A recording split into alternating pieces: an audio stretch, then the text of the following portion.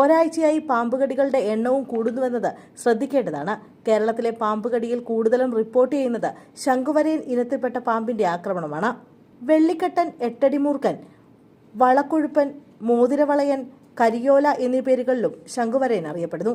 ഇതിനെ അത്ര നിസ്സാരക്കാരനായി കാണാൻ കഴിയില്ല. ലോകത്തിലെ വിഷപ്പാമ്പിന്റെ പട്ടികയിൽ മുന്നിലാണ് ഇതിന്റെ സ്ഥാനം. ഇവയുടെ പല്ലുകൾ വായയുടെ മുൻഭാഗത്ത് തന്നെയാണെങ്കിലും അവ വളരെ ചെറുതായതിനാൽ കടിയേൽക്കുന്നത് പലപ്പോഴും തിരിച്ചറിയപ്പെടാറില്ല. രാത്രിയാണ് ഇവ കൂടുതലായി ഇര തേടുന്നത്. ചൂട് തേടിയും ഇരയന്വേഷിച്ചും ഇവ വീട്ടിലും മുറിയിലും കയർ കൂടാറുണ്ട്. കടിയേറ്റാൽ മുറിവോ വേദനയോ നീരോ പെട്ടെന്ന് പ്രകടമാവാത്തതിനാൽ പലരും ഗുരുതരാവസ്ഥയിലാകുമ്പോഴാണ് കടിയേറ്റ വിവരം പോലും അറിയുന്നത്. ശക്തമായ വയറുവേദന, ശ്വാസതടസ്സം എന്നിവയാണ് പ്രധാന ലക്ഷണങ്ങൾ. ഇവയുടെ വിഷം നാഡീവ്യൂഹത്തെ നേരിട്ട് ബാധിക്കുന്നതിനാൽ ഉടൻ തന്നെ ആന്റിവെനം ലഭ്യമാകുന്ന ആശുപത്രിയിൽ എത്തിക്കണം. ഇല്ലെങ്കിൽ ജീവന് ഭീഷണിയാണ്.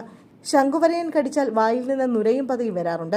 തറയിലെ വിള്ളലുകൾക്കിടയിൽ, അലമാരയുടെ പിന്നിൽ, കട്ടിൽ, നനവുള്ള കുളിമുറി, വിറകുപുര എന്നിവയിലാണ് കൂടുതലായി ശംഖുവരയൻ അഭയം തേടുന്നത്. എലി, ഓന്ത്, ചെറുപക്ഷികൾ എന്നിവയാണ് ഇതിന്റെ പ്രധാന ഇര. ഏപ്രിൽ, മെയ് മാസങ്ങളിലാണ് ഇവ ഇണചേരുന്നത്.